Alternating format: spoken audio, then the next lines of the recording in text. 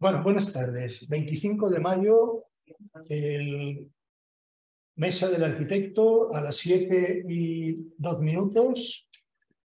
Última charla del 9º curso. Y excuso a Rosa Castells como directora del MACA, que me ha notificado que no podía asistir, y la excuso. No sé dónde está, ni qué otros acontecimientos tiene, y que le ocurre lo que a muchos, no es el caso mío, que no puede estar, no puede disociarse y estar en varios sitios al mismo tiempo. Agradecer la asistencia de todos ustedes, agradecer la colaboración del Colegio de Arquitectos, a Emilio Vicedo como presidente todavía de la legislatura, que concluye dentro de 3 o 4 días y que continuará porque nos apetece, a los que hemos votado nos apetecía que continuara la candidatura. Bueno, agradecer al MACA, y el MACA forma parte de la Concejalía de Cultura, etcétera, etcétera. Este ciclo lo enfoqué a la hora de buscar los ponentes, dado que íbamos a un año electoral, que es también dentro de las elecciones, como bien saben, nos castigan en televisión dentro de 3 días, pues hablar de la ciudad y el entorno, o del entorno y la ciudad.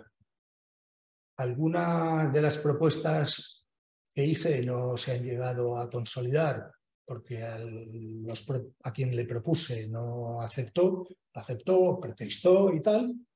Me hubiera gustado hacer fundamentalmente la de Elche-Alicante, Alicante-Elche, y la verdad es que estaba apalabrada, pero el ponente se arrepintió a los 7 días. Entonces no era cuestión de estar buscando a alguien que iba a saber menos de la mitad de nada de lo que sabía el ponente que yo busqué, y que supongo que Emilio sabe a quién me refiero. Bien, lo demás pues ha sido hablar de Huerta, de la situación del territorio, de lo que fue la Huerta de Alicante. Hoy es un jardín de adosadas, el peor gusto a ser posible, el peor gusto arquitectónico. Esto no lo digo, creo que no hay ningún usuario de adosadas de la Huerta aquí, espero, etcétera. Hemos hablado del litoral, hemos hablado de la relación entre la costa y el puerto. Para eso estaba, esa charla le correspondió a Emilio. Y si hemos hablado de carencias, si hemos hablado de cosas mejor ordenadas o mal ordenadas, o de infinidad de proyectos de esta ciudad, que es la de los proyectos nunca empezados y nunca acabados, y nunca satisfacción de quien los redactó, bueno, pues hoy vamos a cerrar el ciclo con una charla de un territorio periférico de la geografía de la ciudad, el barrio Cementerio, que es la zona comprendida, como nos explicará ahora nuestro ponente Daniel Millor, entre la zona industrial que hay contigua a la Plaza de la Luna y la carretera de Ocaña, y nada, contiguo al cementerio municipal de la ciudad, porque luego sabemos que hay un cementerio en Tabarca, un cementerio en Villafranqueza, otro en Tánger, etc. Bien, no me entretengo más, le doy la palabra a Daniel Millor, que hablará de la transformación urbana comunitaria, aprendiendo el barrio cementerio de Alicante a través de programas de ASERT. Esta charla, como todas, se retransmite a través de streaming. De ahí la colaboración del Colegio de Arquitectos y el montaje técnico de Quique, que nos atiende siempre. Y como saben, el mecanismo es que el conferenciante, el ponente, da las explicaciones y luego intentaremos hablar entre todos, no al mismo tiempo, sino con orden y concierto. Daniel, cuando quieras. Bueno, pues muchas gracias, Santiago. Muchas gracias al Colegio de Arquitectos, Quique. Como bien me ha presentado Santiago, yo soy Daniel Millor Vela, soy arquitecto por la Universidad de Alicante y coordino un programa llamamos de transformación urbana comunitaria en el barrio del Cementerio. Y bueno, gracias a eso conozco un poco el barrio del Cementerio. Así que voy a intentar contar hoy a la gente que está aquí, a la gente que está online, lo que estamos haciendo, un poco el enfoque y también exponernos un poco al debate porque es un proceso. Entonces es algo que está en curso y todas las reflexiones son bienvenidas. Yo sí que quiero precisar que además de arquitecto estoy haciendo una tesis en salud pública y que el trabajo que hacemos tiene mucho de comunitario. Entonces, aunque sea la mesa del arquitecto, no voy a poder evitar hablar de muchas cosas que no probablemente sobrepasen o estén en el límite de la disciplina de la arquitectura. Pero bueno, por suerte tendremos ronda de preguntas y respuestas, así que nadie dude en preguntar. A ver. Creo que lo voy a conseguir, Quique, no te preocupes. Perfecto. ¿Sí hago así? Vale, sí. Muy bien, como decía, bueno, hoy soy yo el que cuenta, pero la realidad es que esto es un trabajo colectivo. Esto es un trabajo que hacemos desde dos ONGs. Yo no voy a entrar en detalle, pero yo formo parte de una ONG francesa con la que sobre todo he trabajado en temas de chabolismo, de reabsorción de poblados chabolistas y un poco en la unión de ese trabajo que estaba haciendo hasta 2017 más o menos y que sigo haciendo ahora, y la unión con Arquitectura Sin Fronteras España, que tiene una demarcación aquí en Levante y que tenía dentro de sus trabajos de cooperación local interés en trabajar en barrios en situación complicada, pues empezamos el programa Asertos. El Asertos empezó en 2017 con una idea de intervenir, mejorar condiciones de vida, pero sin mucha estrategia al principio, y lo que hemos ido consolidando desde 2017 hasta ahora es esa estrategia que os vamos a contar hoy. Os voy a contar hoy. En cuanto al tema, decía Coral, ¿no? Esto es un proyecto que está compuesto por muchas personas, mayoría mujeres, desde Emi, que es bióloga y que es la técnica de la demarcación, Miriam, que es arquitecta, pero que también es otras muchas cosas, no voy a entrar en detalle, pero es acupuntora, por ejemplo, tiene muchísima experiencia en bioconstrucción, Raquel, Darío, Elisa y Buenan, que son arquitectas por jóvenes por diferentes universidades, pero también tenemos a Carlos Zamora, que es un arquitecto técnico, a Senton Cina, que está aquí, que es ingeniero agrícola y otras muchas cosas, boxeador comunitario, a Neus Maronas, que es arquitecta técnica, a Inés Perrino, que es educadora social, recién contratada, que está ahí, acaba de llegar. Y luego no entro en detalle, pero bueno, he puesto la foto de Manolo porque Manolo ha venido y Manolo es habitante del barrio del Cementerio y participa tanto en las actividades concretas como en la reflexión global que os voy a intentar contar hoy. Esta es una imagen de los diferentes roles, cómo tomamos decisiones dentro del programa Asertos. Es un poco difícil de leer, pero cada palabra que veis es un rol que hemos identificado como importante y nosotros de manera mensual tenemos una reunión en la que el equipo reflexiona acerca de la toma de decisiones y a través de las tensiones que vamos experimentando en el proyecto, que son muchas, vamos cambiando la forma de proceder y la forma de tomar decisiones. Hablo de decisiones estratégicas, pero también de decisiones de diseño, decisiones de diagnóstico, decisiones constructivas, muchas decisiones. Lo que hacemos con la reunión de gobernanza es decidir cómo decidimos.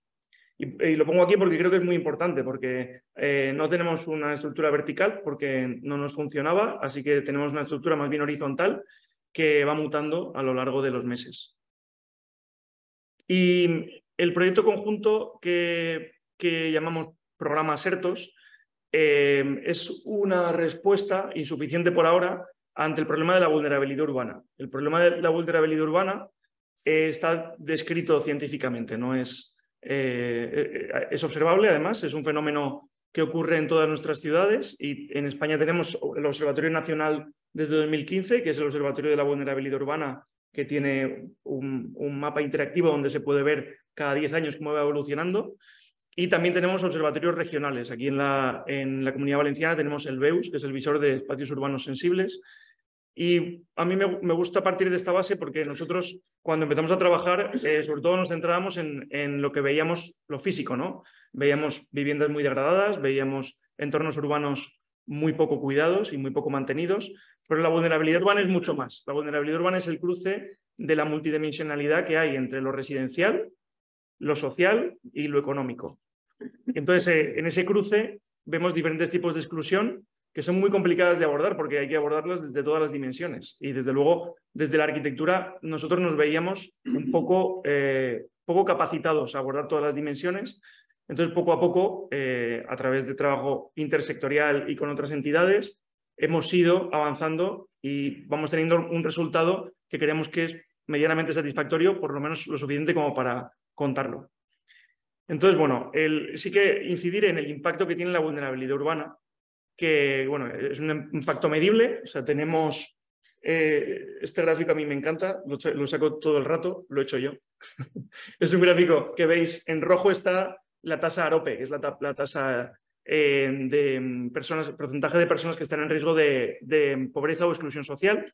Y al lado está el porcentaje de personas que están viviendo en territorio vulnerado o vulnerable. Es decir, el territorio calificado como vulnerabilidad urbana. Bueno, es un poco, es increíble porque es un tercio, ¿no? Es un tercio de población en Alicante que está viviendo en territorio en situación de vulnerabilidad. Y a mí me gusta mucho decir que con una comparación mala ya vemos que hay gente que vive en territorios en situación de vulnerabilidad y que no está en una situación de ni riesgo de pobreza o exclusión social. Porque, bueno, pues es un 34, un 29. Es una comparativa que no tiene mucho sentido porque también hay gente que está en riesgo de pobreza y exclusión social que no vive en un territorio en situación de vulnerabilidad. Pero al final la conclusión que sacamos con estos números es que si trabajamos a escala comunitaria, entre el vecindario hay gente que está bien y gente que no está bien, y ahí hay algo que hacer, ¿no? En esa dimensión comunitaria.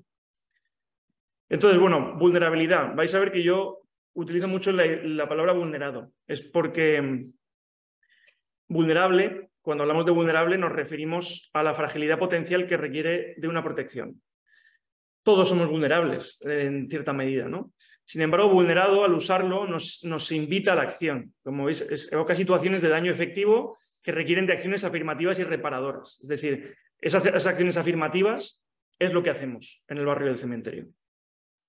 Y esta es la descripción que dan en el observatorio, ¿no? Para entender la vulnerabilidad urbana, tenemos exclusión social, tenemos exclusión residencial y hay un fenómeno que es la exclusión urbana, que es segregación espacial, lo que se va generando de manera progresiva en un barrio que vemos que se está empeorando. Esta es la descripción de la exclusión urbana.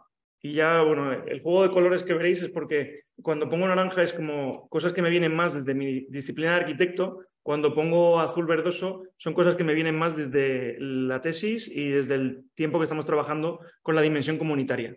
Es un código de colores un poco ambiguo, vais a ver, pero bueno, sí que he intentado mantenerlo. Este esquema que relatan aquí a mí me parece muy ilustrativo porque lo que vemos es que al final es un círculo vicioso, ¿no? Bueno, se puede empezar por abajo a la derecha. Hay un deterioro social, económico y urbano, por lo que sea, en un barrio, que genera ruptura de redes sociales, menos organización social, un estigma negativo.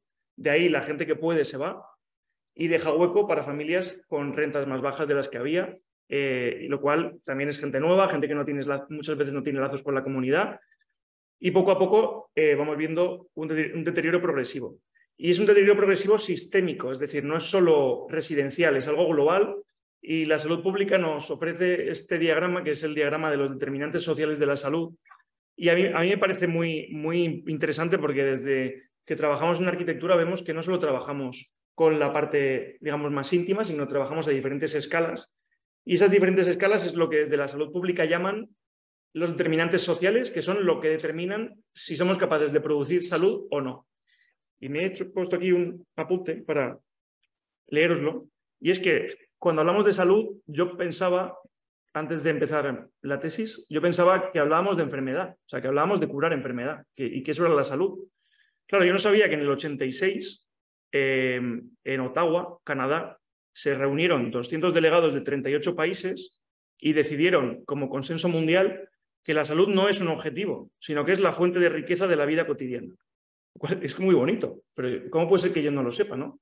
Y no solo eso, sino que hay prerequisitos para la salud. Para que haya salud, tiene que haber paz, tiene que haber educación, tiene que haber vivienda, estamos fastidiados, tiene que haber alimentación, tiene que haber renta, un ecosistema estable, justicia social y equidad.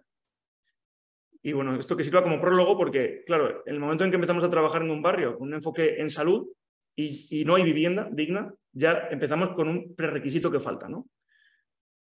Entonces, bueno, lo que nos hace falta y lo que intentamos promover con el programa Asertos y con la gente del barrio del cementerio es un cambio de paradigma, es decir, dejar de intentar frenar la enfermedad y empezar a buscar la salud como generación de riqueza, ¿no? Y para eso estamos echando mucha mano del desarrollo comunitario basado en activos, que es bueno, pues una serie de metodologías desarrolladas en un inicio en Estados Unidos, la tribu de Ivan Illich, pero la gente que se dedicó más a comunitaria, el mentor de Barack Obama es uno de los fundadores del instituto del ABCD, que es el Asset Based Community Development. Y bueno, yo tuve la suerte de encontrarme con Cormac Russell, que es el referente europeo en este tema, y que esta frase es suya, ¿no? Dice, dejemos de buscar líderes y busquemos personas conectoras. Y este cambio de paradigma lo que supone es que si queremos de verdad trabajar en salud, lo que necesitamos es apoyar a las comunidades para descubrir, conectar y movilizar lo que tienen. Es decir, no llegar a un sitio y solo mirar lo que falta, porque es siempre muy fácil, ¿no? Llegar a un sitio y diagnosticar. Además, nuestros primeros diagnósticos, por sorpresa, daban como resultado que éramos necesarios como arquitectos, ¿no? Y lo que te enseñan aquí es que, claro, tú como técnico, siempre que vas a hacer un diagnóstico, el resultado del diagnóstico es que en alguna medida eres necesario. Y esa es la mirada del déficit, que es súper importante, pero tenemos que ponerla enfrente de la mirada de la fortaleza, la mirada del recurso, la mirada del activo. Entonces, bueno, ¿qué son activos? El activo es un tema como muy económico, ¿no? Pero bueno, es la palabra que han decidido usar. Se puede también entender como recurso, como patrimonio. Nosotros lo que buscamos como activos son contribuciones de residentes, competencias personales, talentos, asociaciones que ya están activas, asociaciones tanto formalizadas, ¿no? Más instituciones, como asociaciones informales. ¿Para qué se junta la gente? Para jugar al bingo, para jugar a las cartas, para jugar al fútbol, para festejar. Lugares locales que la gente reconoce como un lugar, como un recurso. Intercambios, no solo económicos, sino intercambios de todo tipo. E historias. Historias es de los más importantes. ¿Y para qué, no? ¿Cuáles son las funciones de esta comunidad en caso de que la comunidad sea fuerte? Pues garantizar la salud, garantizar la seguridad, preservar la ecología, proporcionar puestos de trabajo, producir alimentos, energía y energía locales, promover el desarrollo de los jóvenes y co-crear cuidados. Esto no lo decimos nosotros, lo hemos copiado del estudio que se hizo en diferentes barrios, creo que 400 barrios en Estados Unidos, ¿no? Cuando se intentó ver qué era lo que estaba generando un bienestar en el barrio, y luego muchos más estudios que han seguido haciendo en Europa y en todo el mundo, desde el ABCD Institute y desde Nurture Development. Pero claro, a mí esto me pareció increíble porque digo, esto es una brújula, esto sí que es una brújula que podemos seguir. Y al final, volviendo a la imagen de antes, todo es garantizar la salud si la entendemos como bienestar, ¿no? Entonces, bueno, si tenemos esa brújula clara, ¿cómo podemos trazar un mapa?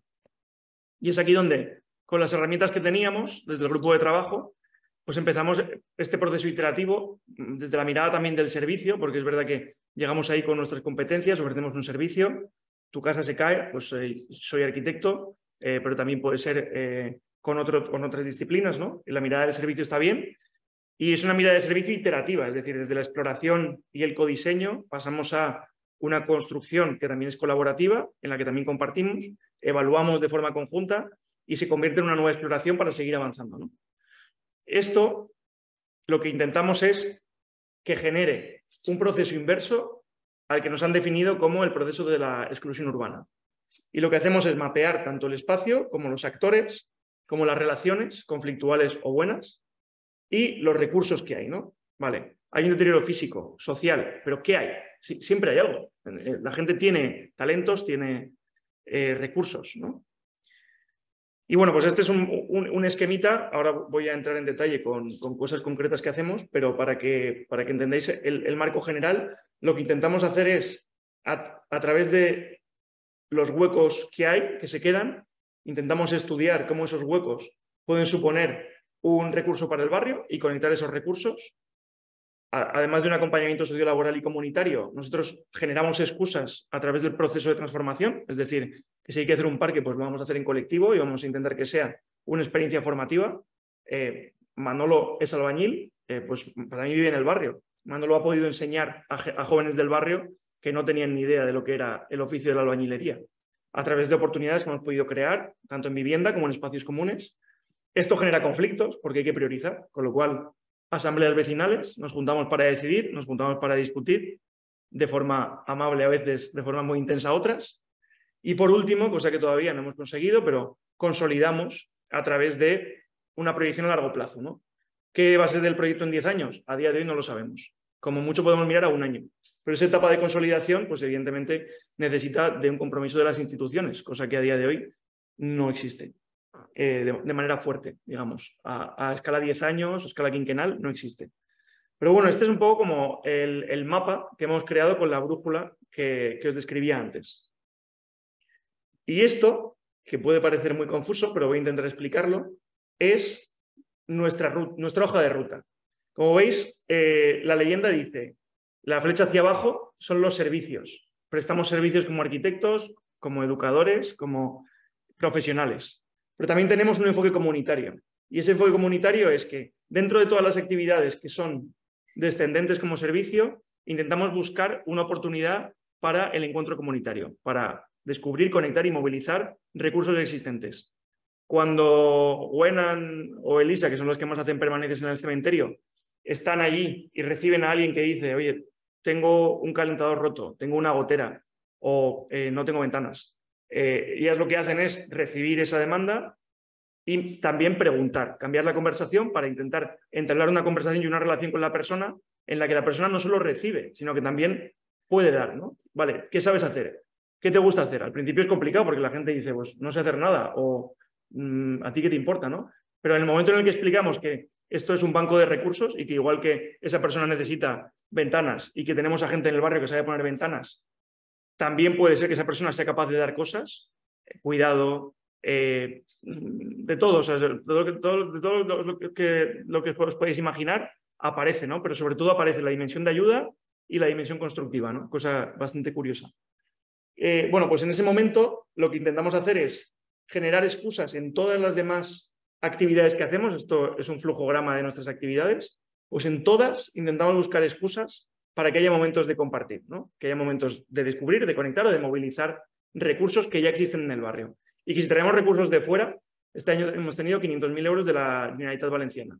Que esos 500.000 euros, que cada euro de esa subvención nominativa que nos han dado, sirva para descubrir, conectar y movilizar recursos que ya existen en el barrio. Y que no desconecten, ¿no? Que no sea, han llegado 500.000 euros, ahora te podemos asistir. Cambiar un poco ese enfoque, ¿no? No va a desaparecer nunca el enfoque de servicios, pero que siempre aparezca un enfoque comunitario. Y al final lo que vamos haciendo es poco a poco, con la teoría del cambio, que es lo que se usa ahora mucho para diseño de proyectos, nuestro proyecto va mutando. Es un proyecto que se va presentando a convocatorias, pero cada año es un poco distinto, porque va mutando a través del análisis de las necesidades, unas actividades a través de unos recursos y acciones que ya tenemos, un análisis de los resultados y con esa evaluación continua pues se va cambiando el análisis de las necesidades, ¿no? A día de hoy, en los proyectos que presentamos con Inés, que es nuestra educadora social de cabecera, ya hablamos muy poco de arquitectura y hablamos mucho más de esta dimensión comunitaria, pero en las actividades aparece construcción. Bueno, entonces, el proyecto va mutando, pero no dejamos de abordar la dimensión arquitectónica y urbana. Y ahora voy a entrar en lo concreto. Voy a hablar solo del barrio del Cementerio, porque este es el reparto de gasto del año pasado. Como veis, aunque trabajamos también en Colonia Requena y en Carolinas, el grueso de lo que hacemos es en el barrio del Cementerio. Entonces, por eso creo que es bueno centrarnos en el cementerio y además así podemos abordar esta parte de la ciudad que es bastante desconocida. Barrio del Cementerio. Estos son los tres barrios en los que trabajamos. El barrio del Cementerio es el que está al lado de la infraestructura con más superficie de la ciudad, que es el cementerio municipal, que es la mancha azul que veis a la izquierda del mapa. El barrio del Cementerio aparece tan grande porque es muy disperso. Es un barrio que tiene bueno, pues 1 kilómetro de largo porque se estructura alrededor del Vial de los Cipreses. Entonces se va encadenando zona residencial con entorno industrial que forma parte del polígono del Llano del Espartal. Entonces, bueno, está bastante alejado, muy diferente a los otros barrios en los que trabajamos, que son Carolinas Bajas y Colonia Requena, que son los que veis punteado ahí abajo a la derecha y arriba de Alicante. Entonces, ¿Cómo nos acercamos al barrio? Nosotros nos acercamos al barrio desde este análisis. Es lo que llamamos un análisis socioespacial. Y lo que intentamos hacer es buscar, sentir dentro del barrio como profesionales, dibujar, analizar y luego empatizar a través de interacciones directas con la gente que de verdad vive en el barrio y que son los verdaderos expertos de su realidad. Y bueno, un poco como análisis urbano, el barrio del Cementerio, como bien ha dicho Santiago, está completamente desconectado casi de todo. Para que os hagáis una idea, está tan desconectado que la línea de bus que lo cruza a las 6 de la tarde, cuando el cementerio cierra, deja de cruzarlo. Se para en la rotonda, es decir, se para aquí abajo, porque como nadie va al cementerio para la infraestructura, pues ya no hay autobús. Entonces es un barrio completamente desconectado. Desde el punto de vista urbano, esto que veis es los centros de educación infantil, centro de educación primaria y zonas verdes. Ahora la realidad es que mentimos porque estamos creando zonas verdes en el barrio y deberíamos ponerlas en el mapa, pero cuando empezamos a trabajar no había zonas verdes, había descampados. Y esta era un poco la imagen general del barrio. Esta es la parte más cercana al cementerio, que es lo que llaman los vecinos el barrio del cura o el barrio de la mina, y es un barrio completamente rodeado por bancales abandonados que ahora son descampados. Y estas son las calles del barrio del cura. Son calles que sí que tienen agua y saneamiento, aunque muchas casas no están conectadas. Se hizo agua y saneamiento, pero se ha ido deteriorando. Mucho saneamiento está hecho con teja, o sea, ni siquiera es saneamiento moderno. Y muchas instalaciones de agua no están funcionales, con lo cual, y desde luego no hay asfaltado ni hay aceras. La vivienda está muy degradada en general. Es muy heterogéneo, hay de todo, pero la mayoría de las viviendas están muy degradadas. De las 172 viviendas que hay en el barrio, unas 72 tienen necesidad de intervenciones urgentes, lo cual es un porcentaje muy alto. Y estos son pues, situaciones que nos encontramos desde el punto de vista de emergencias interiores. Falsos techos en cañizo que ya se han caído por el peso del agua, porque hay muchísimas goteras en las cubiertas, e instalaciones eléctricas muy peligrosas, además, como decía, de falta de agua y saneamiento en muchas de las viviendas con las que trabajamos. Entonces, ¿qué hacemos? Pues cuando llegamos nosotros intentamos abordar este diagnóstico con las herramientas de la arquitectura, dibujamos, este es un dibujo bonito, por eso lo he puesto, pero dibujamos también planos, abordamos la parte técnica, pero también abordamos esa parte comunitaria con sociogramas. Lo que hacemos es intentar entender cómo vive la gente del barrio, cómo se estructuran las familias, y en cuanto empiezas a mirar un poco ves que hay una conexión enorme, ¿no? Tanto familiar como relacional. O sea, ¿cuál es el origen del barrio? El origen del barrio empieza más o menos en 1940 como barrio. El cementerio municipal empieza en 1925. Entonces, antes estaba el antiguo cementerio de San Blas y en 1925 empieza la construcción, que se para por la Guerra Civil. Y en ese momento ya los constructores, la gente que está construyendo el cementerio, empieza a vivir en chabolas o en vivienda autoconstruida, en lo que eran bancales, sobre todo en esa época había bancales de tomate, sobre todo de Boni, que empezaban en esa época, tenían los bancales ahí.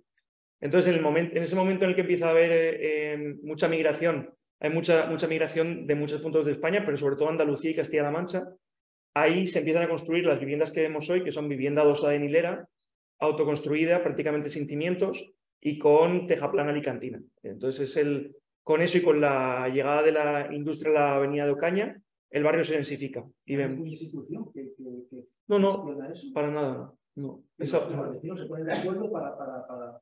Es promoción privada. La gente que tenía los bancales empieza a vender los bancales o a alquilar los bancales para construir con constructores locales. La municipalidad, el ayuntamiento, por entenderlo, sí. ¿No lo reconoce, no lo tienen reconocido administrativamente? A día de hoy, no como barrio, forma parte o de Ciudad de Asís o de Florida Alta, depende de con quién hables. Si hablas con Ciudad de Asís, dicen que es de Ciudad de Asís, y si hablas con Florida Alta, la voz de la Florida, que es la asociación, dice que es Florida Alta. Pero el ayuntamiento no tiene constancia del barrio del cementerio desde el punto de vista administrativo. De hecho, la sección censal a la que pertenece ni siquiera sale en el catálogo de la vulnerabilidad, porque como lo que hay sobre todo es industria, y es una sección censal que bordea toda la vía del tren, el barranco de las ovejas, toda esa zona, es muy dispersa. Entonces, no hay visibilidad administrativa ni siquiera de lo que supone a día de hoy el entorno residencial del barrio del Cementerio.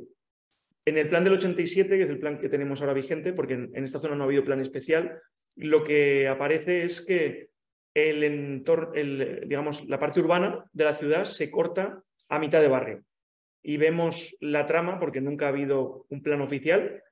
Debo reconocer que nos lo han pasado de manera extraoficial y lo hemos visto, que había un proyecto de expansión del cementerio, pero nunca se ha reconocido oficialmente, nunca se ha anunciado. Entonces hay gente que está viviendo a día de hoy en parcelas calificadas como residenciales, fuera del entorno urbano y sin plan. O sea, nadie sabe, estamos rehabilitando vivienda, invirtiendo dinero público en parcelas que a lo mejor dentro de 10 años se convierten en nichos, porque el ayuntamiento no se quiere pronunciar. Antes de hacerlo hemos preguntado al ayuntamiento, pero no se quieren pronunciar, con lo cual pues hemos tirado para adelante con ciertos proyectos. Perdona, pero sí. Por eso esa frase que has puesto ahí, que era muy importante, dice, hay que olvidarse de los políticos y hablar de las personas que viven allí, ¿no? Sí. Que cuanto menos se hable con los políticos y menos entremos en los planes generales, en general de las ciudades, mucho mejor. Porque es el nuevo urbanismo. Lo demás. Pues me alegro mucho de este comentario porque lo que os voy a contar ahora es exactamente eso. ¿Cómo nos hemos olvidado de los políticos? Lo siento. El debate, sí. ¿Estás muy satisfecho? En función de que los dos navarros intervenidos que intervengando para eso bien, hemos cortado porque dejarlo para luego se nos olvida el momento. Por favor, interrumpidme. El discurso es académico en otros terrenos de lo habitual. Interrumpidme todos y todas, ¿eh? El equipo que está por ahí atrás, si me cuelo, vamos, no levantéis la mano, simplemente me interrumpís. Que aquí nunca habéis sido muy educados conmigo, no lo sabéis ahora. Entonces, bueno, un poco para explicar cómo trabajamos, ¿no? Todos estos mapas los ha hecho Wenan, que la tenéis ahí atrás, luego le preguntáis. Pero Wenan ha estado trabajando mucho en cómo plasmar en documento gráfico todo este discurso tan abstracto, ¿no? Del mapeo de activos, de recursos. Entonces, lo que hacemos es, una vez que entendemos la gente que puede contribuir, lo mapeamos e intentamos proponer de manera colectiva una cadena de acciones, ¿no? Esto es el documento con el que nosotros mostramos cómo Manolo, cuando repara el calentador de Gringo, no está simplemente reparando el calentador de Gringo, ¿no? Está generando, participando como un eslabón de una cadena a la que le faltan todavía muchos eslabones, ¿no? Pero bueno, esta es la manera que tenemos de devolver a la comunidad ese trabajo que estamos haciendo de precipitar intercambios. Y utilizamos, pues bueno, este es de lo que os hablaba antes. Al final, toda esta cadena de acciones, este mapa de palabras el tamaño de la palabra depende de la cantidad de veces que se repite en el mapeo de recursos que hacemos, ¿no? Entonces, la palabra, cuando le preguntamos a la gente qué es lo que más le apasiona, qué es lo que más hace y qué es lo que más quiere hacer, lo que más aparece es ayudar. Y lo segundo que más aparece es cuidar a los niños. Así que vamos a montar una guardería, no sabemos cuándo, pero... y luego aparece obra, aparece albañilería, aparecen muchísimos recursos. Partiendo de la base de que siempre todo el mundo lo primero que nos dice es yo nada. O sea, y cuando empezamos a ahondar, tenemos a día de hoy mapeados 1.700 recursos de unas 70 personas que han participado en estas entrevistas, ¿no? Con las que algún día tendré yo una tesis. Y voy a entrar ya un poco en el tema metodología, ¿vale? ¿Qué hacemos nosotros realmente, ¿no? Además de dar charlas? Pues lo que solemos hacer es permanencias semanales en el barrio, en estos momentos que decía, ¿no? Que la gente viene siempre la llamada la hacemos con el enfoque servicios.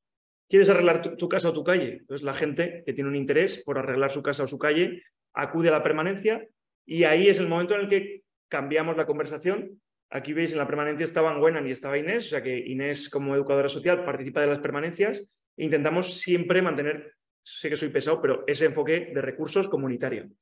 Con las permanencias, al final, lo que hacemos es estructuramos momentos significativos, como son las asambleas de vivienda en las que priorizamos colectivamente lo que se va a hacer. Y luego ya pasamos a la parte más técnica, que es, no he cambiado la foto, la toma de datos, los informes de evaluación del edificio de vivienda, que son fundamentales para poder abordar a día de hoy una obra en vivienda, y talleres. Ahora voy a hablar de vivienda. Ejemplo en vivienda, talleres de diseño manual. Lo que intentamos es abordar de la manera más cómoda posible con la familia cómo no solo vamos a dar una vivienda digna a esa familia, sino una vivienda adaptada a las necesidades. Mari Carmen tiene 7 hijos. Entonces, claro, tiene unas necesidades que no son las nuestras y no son las de una familia convencional. 7 o 8. 7. Pronto 8. Entonces, tenemos que abordar esa conversación con ella, sobre todo, porque además es la que organiza la casa, la que cuida, la que tiene más idea de lo que supone la vida en su hogar. Y a través de esa documentación, que es gráfica, pero también es narrativa, sacamos planos que intentamos, pues como si fuéramos una inmobiliaria, ¿no? Vendérselo a Mari Carmen para que nos diga que sí. Mari Carmen, no creo que se enfade sabiendo que os lo he contado, pero Mari Carmen, cuando teníamos la obra a mitad, dijo que el salón era pequeño, cuando ya habíamos pasado por todo este proceso, porque de verdad le preocupaba que el salón fuera pequeño, ¿no? Entonces, al final, con todo este proceso, lo que hacemos es que la gente se pasa de una actitud pasiva de hazme lo que tú quieras, tú eres el arquitecto, a involucrarse realmente en el proyecto y muchas veces incluso, aquí está Manolo en algún sitio, no sé dónde, pero esta es una obra en la que Manolo fue formador. Ahí están sus hijos, creo, ¿no? Sí. Entonces, bueno, pues también abordar la parte interactiva dentro de la construcción, ¿no? Y si puedes involucrarte en la vivienda de tu vecino, pues bienvenido sea, porque eso va a ser un momento muy fuerte en tu relación con tu vecino o tu vecina, ¿no? Y este es el resultado de las viviendas que acabamos el año pasado, ¿no? Esta es una de las viviendas, pero bueno, la idea es, por mucho que esto es comunitario y participativo, pues intentar buscar un estándar alto en cuanto a vivienda, punto, ¿no? Vivienda social, sí, vivienda asequible, pero una vivienda con altos estándares, tanto de confort como estéticos, ¿no? Intentamos cuidar bastante el detalle. Y, para no alargarme, llevo 30 minutos hablando y quiero invitar a Manolo. Voy a hablar de la comunidad, de la parte comunitaria. La parte comunitaria muchas veces puede no parecer una prioridad, pero nosotros insistimos mucho en que es una prioridad. Nos gustaría llegar a todo al mismo tiempo, pero muchas veces esto supone paradojas, ¿no? Estamos abordando proyectos comunitarios y gastando dinero en proyectos comunitarios y no llegando a viviendas que están en una situación de emergencia real, de peligro, ¿no? Entonces, bueno, pues lo estamos haciendo como podemos, pero voy a contar un poco el proceso de cómo vamos tomando decisiones y cómo vamos intentando que la gente se involucre. Y para eso, bueno, pues el ejemplo del huerto. Este es un huerto que nació como idea después del confinamiento del COVID. Los vecinos montaron un banco de alimentos en el que pudimos participar y había muchísima dificultad para encontrar verdura fresca, ¿no? Entonces, pues surgió la idea del huerto del cementerio. Una vez que surgió la idea, nosotros ayudamos a diseñarlo, hablamos con el propietario de una parcela vacía en la que se estaba acumulando basura y a la que le obligaban a vallar, ¿no? Él tenía que gastarse 30.000 euros en vallar esa parcela y en vez de eso nos la cedió. Nosotros ahora pagamos el IBI, pero podemos usar la parcela y creamos un huerto comunitario en el que participan diferentes familias que va rotando y que además intenta promover actividades agrícolas al barrio, tanto formativas como, por ejemplo, es una de las actividades que permiten que se hagan trabajos para la comunidad como pena alternativa, gente que tiene que cumplir una pena, en vez de hacerlo en cualquier sitio, la hace en su barrio, ¿no? Y aporta a su propia comunidad. Y luego hay actividades, esta es la que más me gusta a mí, por eso la pongo, que es el concurso anual de cata de tomates. Si queréis participar, va a ser en julio, os lo anunciaré. El año pasado ganó el barrio del cementerio como mejor tomate y el año anterior la Florida, así que no sé si me vuelto a invitar. Pero este año volverán. Sí, claro, por eso digo que cuando Sento me obliga también labro. Y un poco para la gente que pensará, pues esto tendrá que ir muy lentamente, ¿no? Y muy poco a poco. Sí, va muy lentamente y va muy poco a poco y a veces puede ser muy frustrante. Entonces yo tengo este gráfico, que es el que a mí me ayuda a levantarme todas las mañanas cuando estoy deprimido, que es el gráfico de la difusión de la innovación social. Al final, cuando estamos trabajando con innovación social, y la innovación es la reorganización de los recursos existentes, cuando llegamos a un barrio y decimos, ya están todos los recursos, hay que reorganizarlos, la gente que adopta comportamientos distintos son innovadores. ¿Por qué? Pues porque es gente que se atreve a no funcionar de la manera habitual. Esto pasa en la tecnología y también pasa en la sociedad, ¿no?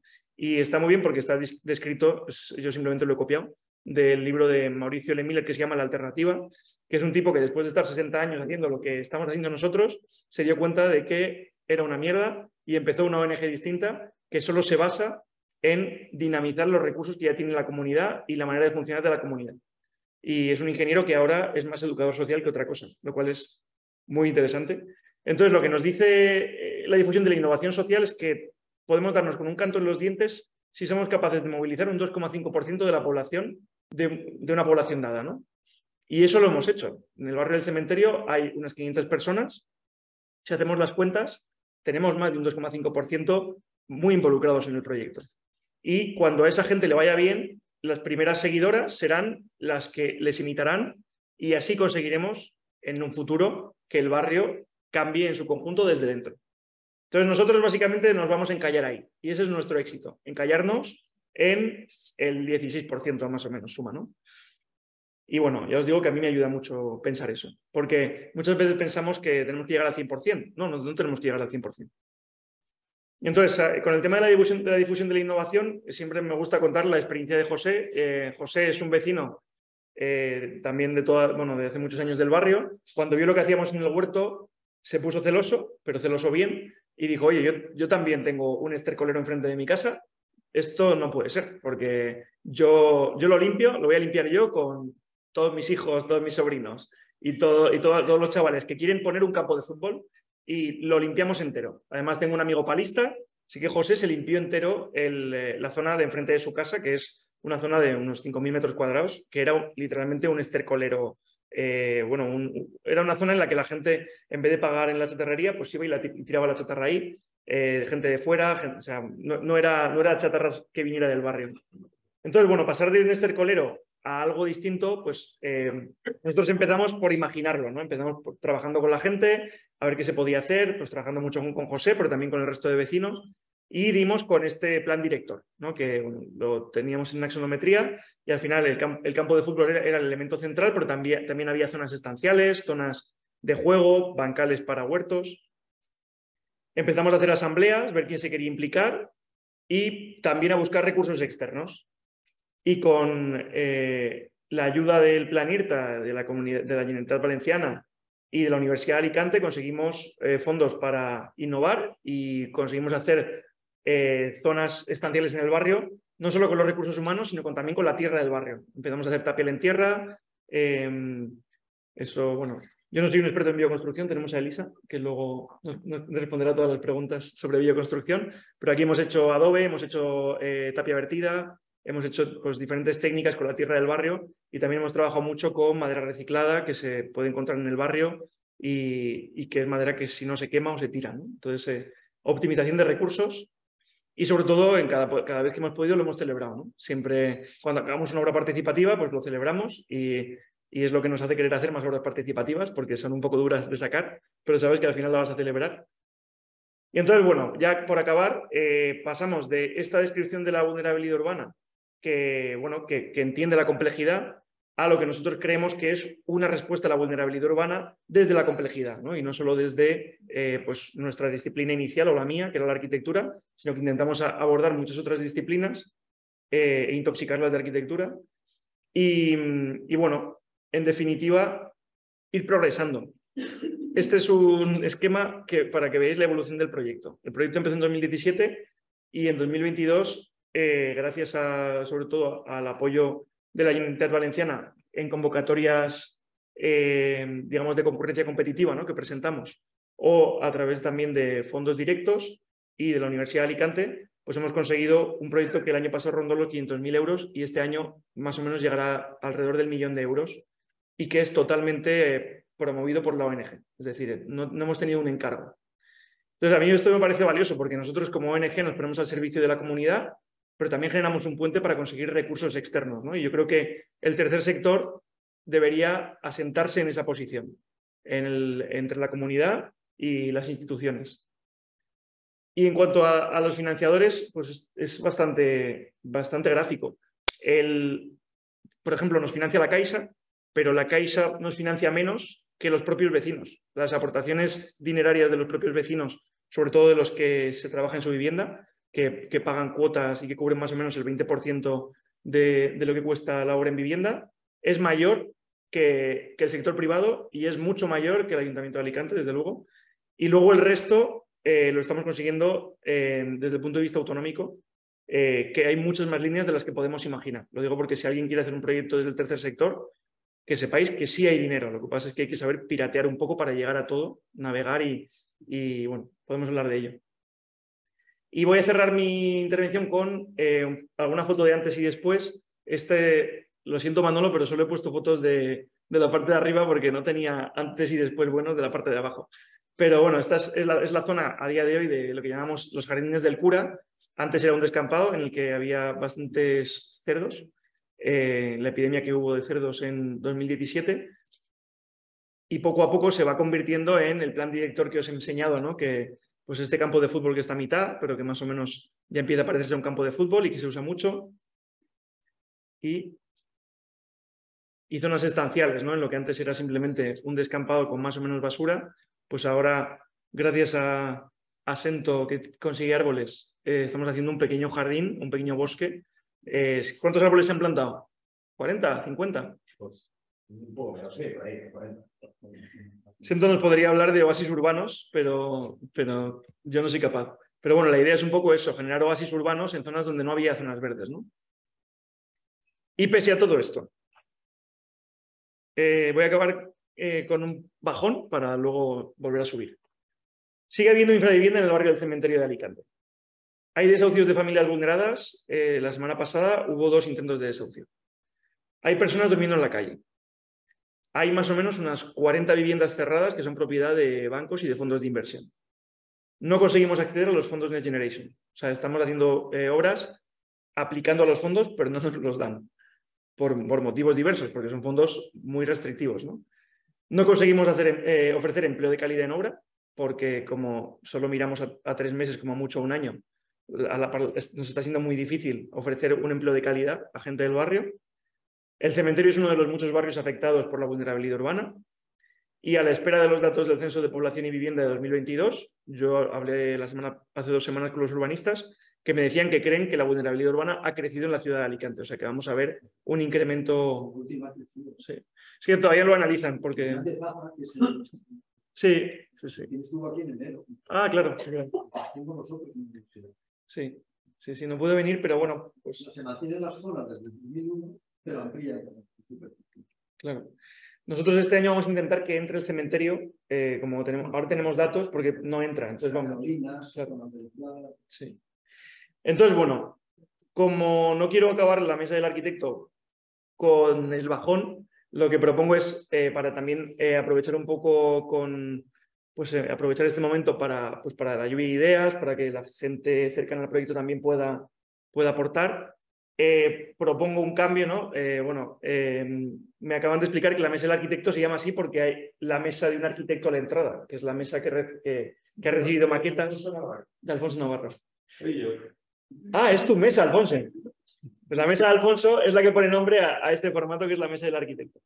Entonces, sin voluntad de cambiar el nombre de la mesa del arquitecto, pero queríamos proponer la mesa de la arquitectura, y no solo con Daniel Millor-Vela, sino también con Manolo Torres Rodríguez, a quien invito que me acompañe aquí, que hay un asiento libre. Que yo sé que es una persona muy valiente, porque no cualquiera se atrevería a salir aquí conmigo. Gracias, Manolo. Buenas tardes a todos. Un aplauso para Manolo, por favor. Bueno, este formato a mí se me ocurría y desde luego lo consensué con Manolo antes de hacerle esta jugarreta, porque yo con Manolo hablo muchísimo de estrategia, ponemos muchísimo en duda el proyecto juntos, y muchas veces pues yo creo que Manolo ha pasado del entusiasmo a la decepción y a la depresión ya 150 veces, ¿no? Con el proyecto, más o menos. Entonces, yo quería invitar a Manolo a decir unas palabras. Te voy a hacer una pregunta para que te sea un poco fácil, pero bueno, en confianza, ya sabes que estás en familia. Yo quería preguntarte, Manolo, viendo lo bonito que cuento yo el proyecto, ¿no? Y lo bonito que puede parecer el proyecto, yo quería preguntarte un poco, tú desde dentro, como vecino del barrio del Cementerio, como trabajador muchas veces y como, sobre todo, voluntario de muchísimas acciones en el barrio del Cementerio, ¿qué crees que está fallando? ¿A qué crees que no estamos consiguiendo llegar? Y también, ¿qué pistas ves de trabajo y qué te hace ilusión dentro de lo que hacemos que digas, oye, pues por aquí yo creo que puede haber luz, ¿no? Que no solo hay sombras. A ver, vuestra labor ahí en el barrio es que es muy diversa, ¿me entiendes? O sea, enfocarla simplemente en lo que es una vivienda, pues a lo mejor se queda corta, ¿vale? Porque a nivel social, pues también está creando,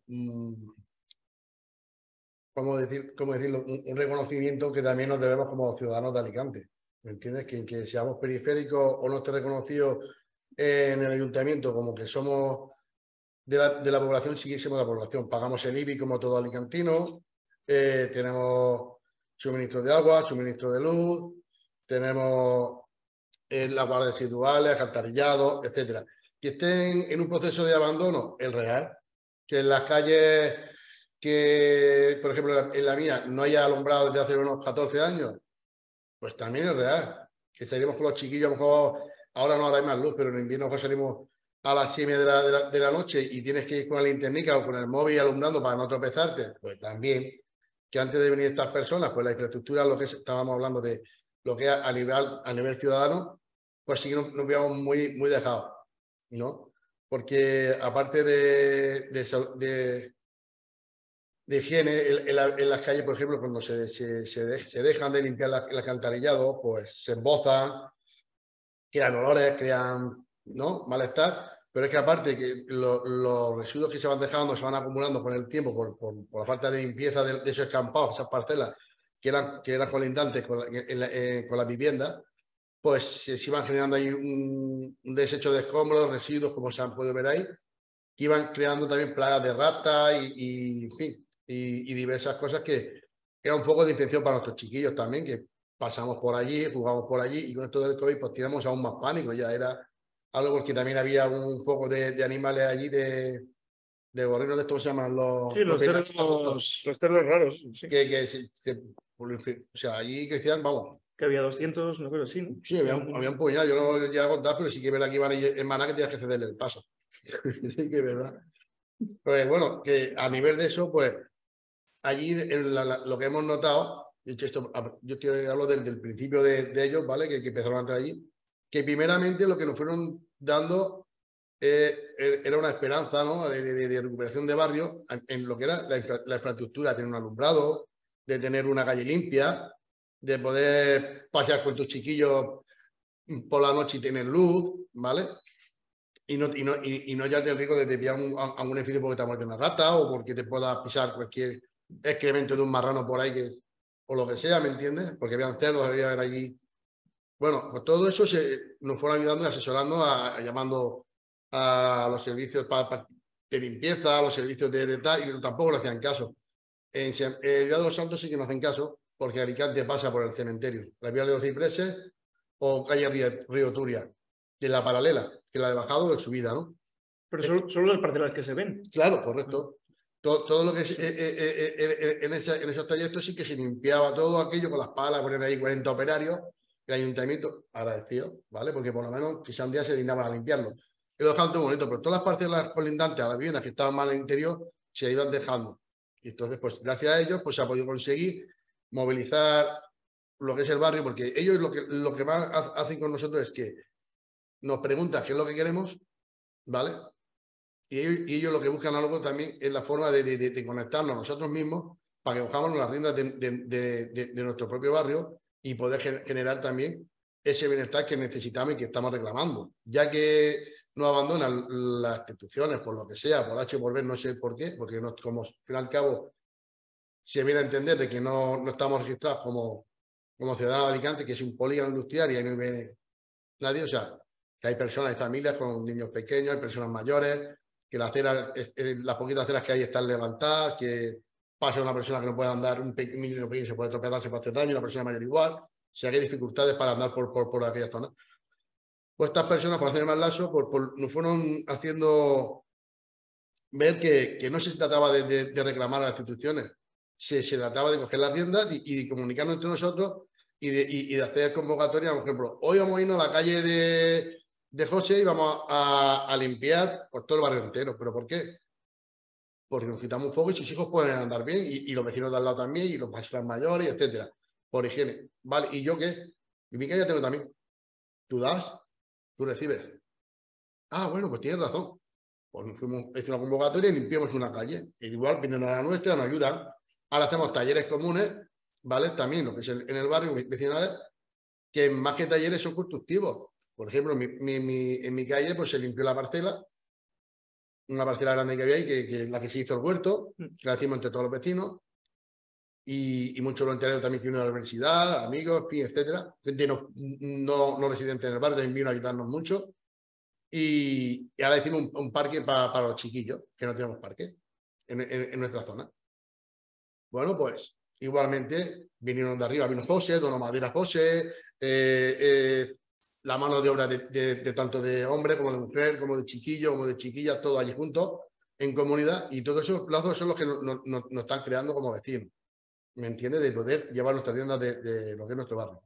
Ahora, mis decepciones, por ejemplo, el tema de, porque yo muchas veces le pregunto, ¿no? Yo digo, bueno, Dani, pero ¿a mí de qué me vale un huerto? ¿O de qué me vale, por ejemplo, este parque? ¿Vale? La higiene sí la entiendo porque no hace falta, ¿vale? La alumbrada también la entiendo porque no hace falta, pero un parque, ¿de qué nos vale ese gasto si hay viviendas, por ejemplo, que hay personas que necesitan luz o que el estado eléctrico no le funciona bien y está en riesgo de que se electrocute o se pueda encender porque todo es tejado de palillería y cañizo? Y digo, incluso hay viviendas que tienen mucho más porque los saneamientos son de teja, de lo que son aceites antiguamente que se hacían, ¿vale? Entonces, eso, pues, esas aguas fecales, lo que hacen que le suben van filtrando por las tierras, van subiendo por las paredes, en fin. Mucho amianto también, ¿no? Exactamente, hay mucho amianto. Y claro, hay muchas personas que, oye, los suministros básicos por lo menos podemos solucionarlos en vez de crear un parque o en vez de crear una arbolada, siento.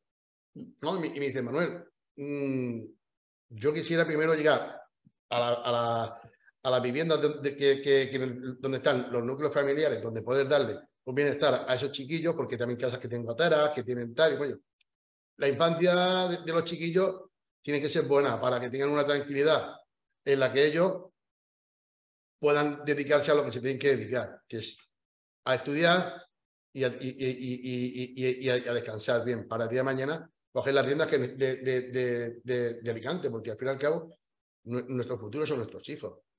¿Entiendes? Ellos, cuando nosotros llegamos a estar incapacitados por nuestra edad, por nuestras enfermedades, por lo que sea, tienen que ayudar. Nuestros hijos tienen que seguir construyendo, tienen que seguir habiendo electricistas, habiendo fontaneros, habiendo, en fin, de todo, ¿no? Pues esos chiquillos estudios están perdiendo porque las viviendas no tienen goteras, tienen humedades, en algunas casas no hay ni luz, o no hay agua, o los saneamientos no funcionan bien. Los chiquillos no duermen bien. Caen malos, cada por tres, por los constipados, por las humedades, y etcétera. Entonces sería más típico malo que bien. Siempre va arrastrando a algún tipo de enfermedad los chiquillos. Hay mucha bronquiolitis por ahí por los chiquillos, y etcétera. Que a lo que vamos, ¿no? Y yo digo, es preferible primero entiendo lo que son los núcleos familiares donde hay una persona mayor que es más dependiente, un nene pequeño que es más dependiente, de darle una solución que a veces no es simplemente hacerle una vivienda, sino la necesidad a lo mejor de que tenga un buen grifo de agua, que una tubería sana, porque hay tuberías de plomo aún. Yo los he visto. En fin, ¿no? Y a ellos les cuesta responderme, porque me dicen, Manuel, mi prioridad, ante todo, es el lado humano, es intentar dar un bienestar social en los núcleos familiares, un habitáculo donde puedan estar bien esos chiquillos y las personas que lo necesiten, ¿no? Pero a veces las ayudas no se dan simplemente tomar y hacer lo que más urge, sino nos las dan como con... Sí, con un objetivo claro que es, toma, para un parque. Exactamente. Y claro, y yo no he mandado para hacer un parque. Si digo de hacer una cosa, esos fondos no me los desbloquean y entonces no podría hacerlo. Y no justificarlos sería un problema. Y eso es lo que yo quisiera dar a entender, ¿no? De que ya no es simplemente el ayudar en sí, yo pongo o yo doy, sino el favorecer que la cosa sea más equitativa.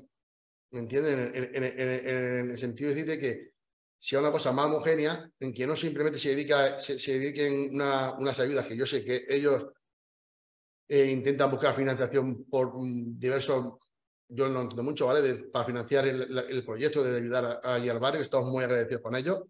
La verdad que desde Gitanos por lo menos tenemos esperanza y reconocimiento de sentirnos más como ciudadanos de Alicante, porque ver las calles más limpias, esperanza de poder salir a la calle y ver una fachadita bien limpia, bien pintadita, una jardinera con sus florecicas, ¿me entiendes? Unas mesicas donde poder sentarte, porque allí en el barrio de arriba no se ha visto bien, porque han hecho un montón de mesas, que llegamos allí, te puedes echar unas partidas de las cartas, un parchís, los chiquillos se pueden jugar al fútbol enfrente, te puedes comer tu sándwich, lo que tú quieras allí mientras estás mirando, los chiquillos están jugando enfrente, o sea, nos han dado un bienestar que se nota, ¿me entiendes? Sobre todo social. Pero en el ámbito de lo que estamos hablando de las financiaciones, que tuvieran un poquito más de libertad a la hora de decir que el que se implica a la hora de darle, por ejemplo, una ayuda económica para poder ejercer en el barrio a la hora de ayudar, que también tengan los matices presentes de que no es simplemente hacer un parque mejor que darle a esos niños un bienestar o a esas personas mayores un bienestar en su núcleo familiar, que es la vivienda donde conviven, para poder jugar al parque. Porque si el niño está malo porque tiene gotera y ha pasado frío y está constipado, no vaya a salir a jugar al parque. ¿Me entiendes? O sea, yo no le veo. Sí, sí. Y esa es la única parte que nos podemos hablar y, Manuel, yo entiendo, ¿no? Y lo único que yo a lo mejor me choca desde mi perspectiva como ciudadano del barrio, que me choca, que ellos saben que yo, de mi parte, por ejemplo, yo he hecho un banco de recursos de horas y hay mucha gente que estamos implicados en ese banco que está liderándolo. Compartimos. Es el que más grata. Bueno, Casi. Hay unos cuantos que también son. Pues bueno, que intentamos, ¿sabes? Que son horas voluntarias de nuestro tiempo que ya yo las hago simplemente por ver el día a día la satisfacción del vecino de al lado. ¿Me entiendes? Tengo un calentador roto y si yo se lo cambio, su hijo se baña con agua caliente y ellos también. Todo a gusto, la cara de felicidad se contagia, la sonrisa se contagia, ¿me entiendes? En el barrio, de bienestar. Pues como ya vemos mucho, ¿me entiendes? Que no es una cosa que no sé yo cómo explicar, que se haga de un día a otro, pero lo han conseguido. Nos han vuelto a dar la necesidad de tener un poco de esperanza, de decir, bueno, tenemos el reconocimiento y no estamos solos, porque yo antes no sé a quién pedirle luz o a quién pedirle que nos diera ese genio que necesitaban esas calles. Esas parcelas eran de dueños, pero ¿cómo contactabas con los dueños? Si no decíamos los dueños. Iba a poner denuncias y te decían que tienes que llevar el nombre del dueño. Si no lo hemos visto en la vida, que no sabemos, ¿me entiendes? Y gracias a estas personas, pues bueno, nos van dando un poco de vidilla. Solo por completar, yo creo que, por lo que dices, que he pensado, es verdad que nosotros valoramos mucho la relación de confianza, ¿no? Pero claro, nosotros no tenemos una relación de confianza con el ayuntamiento. Entonces, eso, voy a intentar explicarme, eso es un problema, porque nosotros para poder pedir fondos a Europa tenemos que hacer un informe de evaluación del edificio de vivienda que se lo entregamos a la comunidad autónoma. La comunidad autónoma, como tiene las competencias delegadas en los ayuntamientos para la conservación de inmuebles, le dice a la conservación de inmuebles, oye, ahí tienes un inmueble que se está cayendo. Y conservación de inmuebles le dice al propietario que no tiene un duro, que está desesperado y que nos ha dejado hacer un diagnóstico a nosotros, le llega una carta diciendo, oye, que te tienes que gastar no sé cuánto dinero en reparar esto que me han notificado que tienes. Entonces, claro, como yo no consigo el dinero para reparárselo, ¿con qué cara yo vuelvo a hablar con una familia si lo que he hecho ha sido endeudarla, ¿no? Entonces, es totalmente perverso el sistema, porque nosotros en ese puente al final nos estamos poniendo muchas veces palos en la rueda con la comunidad, porque sería mucho más fácil decir, oye, pues no pedimos fondos, ¿no? Autarquía. Pero tampoco podemos acometer obra sin fondos. ¿Cuál es el régimen de tenencia? La mayoría es propiedad. La mayoría, y hay mucha... hay mucho alquiler. La verdad es que no sabría decir, no sé si tenemos porcentajes de... Ahí tenemos un poco de todo, pero ahí tenemos propietarios, personas que están alquiladas muchas veces a familiares, y también tenemos mucho propietario que no ha podido pagar la hipoteca y que está en proceso de desahucio. Y también tenemos algo de ocupación ilegal. Y mucha vivienda vacía, sobre todo Bancos y fondos de inversión ahora tienen una política de vivienda vacía muy eficaz porque ponen alarmas y puertas blindadas y la policía llega muy rápido. Entonces, es verdad que consiguen que la vivienda esté vacía. Entonces, pues tenemos, literalmente, tenemos a gente viviendo en la calle o en chabolas al lado de viviendas cerradas. Y gente que además tiene una ayuda que le permitiría pagar un alquiler social, ¿eh? La vivienda que os habéis enseñado de las viviendas que habéis habilitado, ¿los vecinos participan aportando mano de obra y materialmente o aportan también en términos monetarios? En monetario. Lo que más, a día de hoy, el problema, bueno, la situación que tenemos en vivienda es que tenemos los presupuestos tan ajustados que no nos podemos permitir formación. La formación es más cara que simplemente contratar a una empresa, ¿no? Entonces trabajamos con una empresa que se ajusta mucho a precio y trabajamos con los precios del IBE, vamos, pero no conseguimos que esa empresa coja a peones del barrio, porque al final la empresa dice, oye, a mí me tienen que seguir las cuentas, ¿no? Entonces, cuando hacemos rehabilitación completa, lo que aporta la familia es el equivalente a un alquiler social durante 5 años, que puede ir desde 6.000 a 12.000 euros. Entonces, al final lo que estamos dándoles es un crédito, entre comillas, ¿no? Un crédito como a coste cero, financiamos la vivienda nosotros y luego la familia va pagando a más o menos un 20% de lo que ha costado la obra. Oye, perdona, Sí.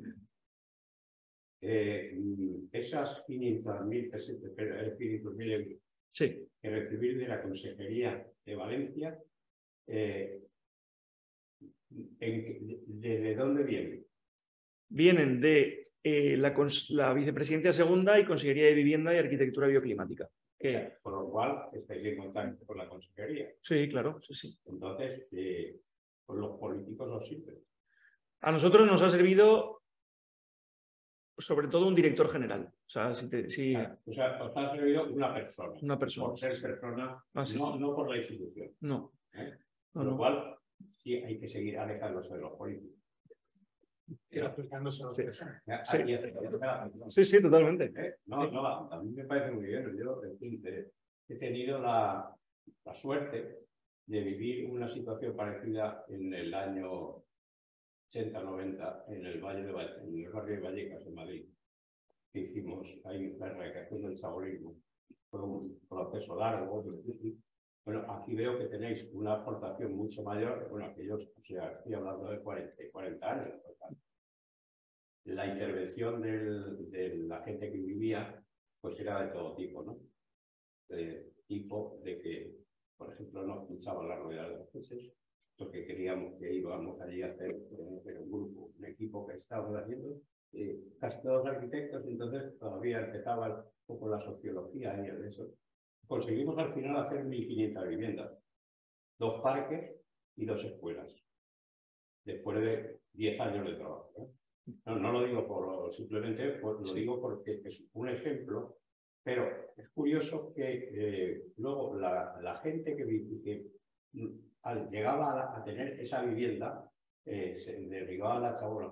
Bueno, lo que decías tú, esta casa es grande, la sala esta es pequeña, porque hay 8 hijos, 9 hijos, allí llegaba una señora y decía, es que no me cabe el armario que tengo. Y digo, pues, ¿qué vamos a hacer? Si es que no hay más dinero para hacerlo más grande. Y así sucesivamente. Pero es curioso cómo, esto que decías tú, que había ocupas y tal, había un problema de droga. De manera que nos obligaban a hacer un doble pasillo en las viviendas nuevas para que los hijos, cuando llegasen drogados por la noche, no violentaran a la familia y no le pegaran a los padres. Entonces, hubo que hacer 2 pasillos para que los chavales o las chavales que llegasen por ahí se metieran por otro lado, ¿no? En fin, fue una... Y luego, que es curioso que, por ejemplo, pues en esa falta de educación que es necesario, que es fundamental la educación, cuando llegaba a una vivienda, en la bañera plantaban perejil, plantaban alcachofas, plantaban todo eso, con lo cual era una forma de utilizar las cosas porque no les habíamos dado, no les habían dado, no sé qué tal. Afortunadamente, pues unos políticos o un político que en ese caso pues hizo una aportación importante, lo sacó de no sé qué, y se hicieron viviendas, unas viviendas adecuadas y tal, en Vallecas, y pues se radicó en Saboreno. Pero es curioso cómo es fundamental eso que estáis haciendo vosotros, que es la educación. O sea, la educación, que mejor dicho, crear buena conciencia. Crear buena conciencia entre los participantes. Porque claro, es que y lo que yo siempre estoy en contra es que los planes generales no valen para nada. Más que para estorbar el desarrollo de las ciudades de verdad. Pues por eso están haciendo autoconstrucción. De verdad, de verdad. Quiero decir que, claro, el ayuntamiento pues dirá lo que dirá, la línea esa que obstacle por el medio, pues porque no han ido al sitio, porque la conciencia del urbanismo no es la de los planos, sino que es de la gente que vive ahí. Entonces, yo estoy intentando luchar contra los planes federales. Pero no en el sentido y bueno, he colaborado y he hecho y llevo muchos años con el tema del urbanismo. Pero claro, es que el urbanismo es esto. Esto que hacéis vosotros es el urbanismo. Por eso y podías quitarlo de la mesa de la arquitectura y poner la mesa de la arquitectura y el urbanismo. La sociología, la conciencia y la caridad. Es decir, es que está todo. O sea, es decir, que el ser humano está lleno de todas estas cosas. Y eso es lo que, aportando cada uno de nosotros los proyectos, no somos más que unos directores de escena. Tocamos de un sitio y otro, no sabemos de casi nada, pero vamos tocando unas cosas y otras. Y en esta cosa concreta, muchas desafinamos. Bueno, eso casi siempre desafinamos. Sobre todo, desafinamos enfriando la ciudad y enfriando los territorios. Pero yo lo que sí que os doy la enhorabuena a los dos y a todos los que colaboráis, de que me parece que es una actitud fantástica. Estáis haciendo un verdadero urbanismo, porque es el que llega a la gente. Y con el tiempo, incluso nosotros llegamos a hacer 10.000 viviendas, nuevas viviendas, fueras y tal, y todo eso. Decir que una cosa es reparar esas chabolas y llega un momento en que la reparación de las chabolas es menos rentable que hacer una nueva. O sea, no lo digo con esto, pero que es una realidad, ¿no? Y bueno, y con esto ya no os digo nada más porque vosotros lo habéis dicho todo. Pero os doy la enhorabuena de nuevo. Muchas gracias. Bueno, al margen de que ha habido intervenciones hace tiempo. Bueno, yo vuelvo, también lo ha apuntado también José Navarro, son los dos, son de que además son Navarro, pero no son parientes. Bueno, tú has sacado, habéis sacado a hablar de la ayuda que viene de las administraciones. Las administraciones necesitan, quieren, luego surge efecto o no, controles. Por eso yo antes os he preguntado si había reconocimiento administrativo, cuando por el ayuntamiento de la ciudad, de esa zona, de esa área, como barrio específico reconocido para que lleguen las subvenciones y con el gráfico que has sacado. El Ayuntamiento de Alicante se luce, como otras muchas veces, en las aportaciones. Y entonces, a raíz de esto de cómo vienen o cómo llegan, o cómo has aclarado que sí, que es dentro de una determinada área administrativa, de un determinado ente político, de dónde llega, pero en definitiva es el responsable de una determinada área el que se involucra. En este caso, favoreciendo las intervenciones para mejorar la situación en ese distrito. Y aquí me vienen hace 3 o 4 días oí en las noticias, y además como las noticias es imposible hacer un noticiero a las 3 y a las 9 distinto, lo repiten a las 3 a las 9 y 7 de fin de semana, de viernes por la tarde hasta el lunes. Pues eso te pasa por planeaciones. Porque a veces en la 2 me están haciendo las mejores viviendas. Hay un programa de sí, también hay otro bueno de cocina, que eso le tiene que ver. Bueno, que venía la noticia de las poblaciones o barrios de mayor renta en España. Estaban en Andalucía, estaban en Madrid, estaban tal. La renta de barrios, las rentas más bajas de barrios, 4 de los 4 más bajos de renta 2 están en Sevilla. Uno de esos 4 está en esta ciudad y lo daban en Ciudad Elegida, lo cual, Juan 23, lo cual la ciudad elegida, que está en el barrio de menos riqueza económica, a mí me parece una paradoja. Es como... Sí, como que cementerio le quedaría mejor, ¿no? Como la entrada al barrio cementerio es el tanatorio de la siempre viva, es un eufemismo que a los que creemos en que cuando nos morimos ya dejamos de tal, o sea, cuando no queremos más allá, la siempre viva es un eufemismo. A mí me contó Sento que era una flor. ¿Era qué, perdón? Una flor. Hay una flor.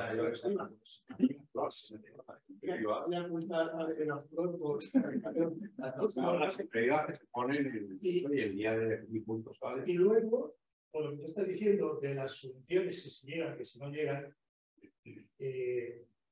no es que el consuelo de muchos no es más que epidemia, el consuelo de nadie es epidemia. Todas estas subvenciones que da tanto la Generalitat como la Diputación a los ayuntamientos pequeños en número de habitantes, Sí. mayores y tal, para obras, como no les llega la ayuda económica hasta que la obra no está terminada y justificada, entonces se lleva su correspondiente trámite más o menos complicado. Conozco alcaldes que sufren a diario porque el ayuntamiento tiene 2 empleados, si es que tiene, el secretario lo comparte con 7 ayuntamientos, pero tiene un mínimo de gastos. Y están pagando, por el acuerdo que lleguen a la empresa que está haciendo la obra, que cobrarán, no se sabe cuándo, de diputación. Ese problema que tenéis es un problema serio cuando no se dispone de fondos para poder afrontarlo, pero que está lamentablemente es cotidiano.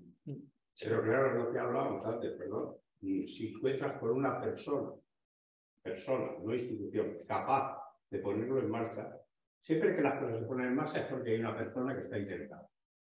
Si no, no se pone en marcha. Ya vendrá, se puede pedir de Europa y tal. Si fulanito de tal, fulanita de tal, no se pone, no le gusta, pues a partir de ahí es cuando se han hecho las cosas. Con la persona, no con la institución.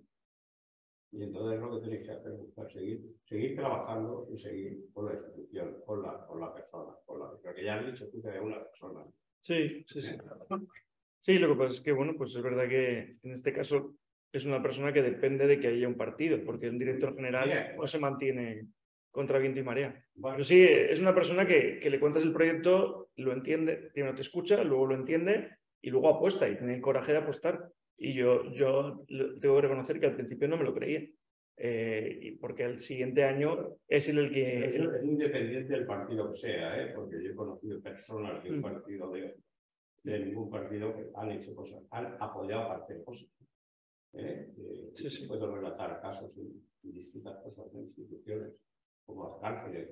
José Ramón, en Carolinas Baixas y en Requena, que son 2 realidades urbanas completamente diferentes, sí. ¿Qué tipo de acciones? Que he visto que la dimensión, vamos, el quesito era muy pequeñito, Sí. ¿Pero qué habéis hecho? Pues hemos empezado a implementar la misma metodología con permanencias semanales y también esta idea de un poco del banco de recursos, ¿no? Y intervenciones hemos tenido en parcelas en Carolinas, en una parcela sobre todo, y bueno, y luego sí que hemos apoyado mucho la dinamización comunitaria, que en Carolinas ya es mucha, ¿no? Pero intentar apoyar a la gente que está tirando del carro y que igual está un poco cansada. Y en Colonias Requena sí que hemos hecho intervenciones en escaleras, en comunidades de vecinos. Igual, por ejemplo, hemos tenido una comunidad de vecinos que había una persona ocupa y luego una vivienda de un banco y una vivienda del patronato, y las únicas 2 personas que han tardado en pagar, personas, en este caso entidades, han sido el patronato y el banco.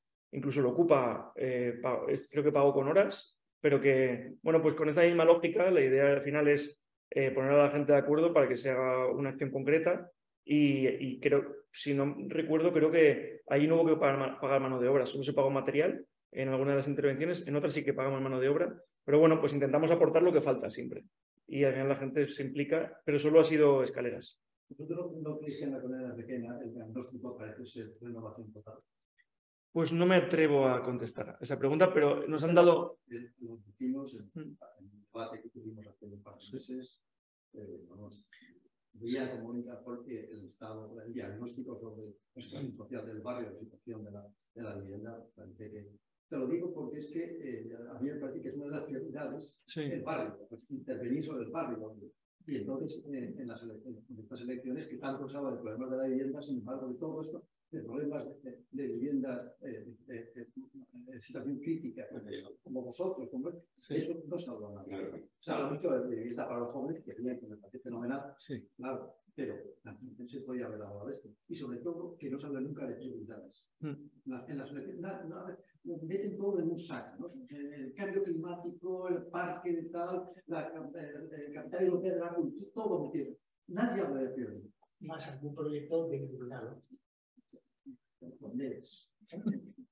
Oye, más psicológico. Nosotros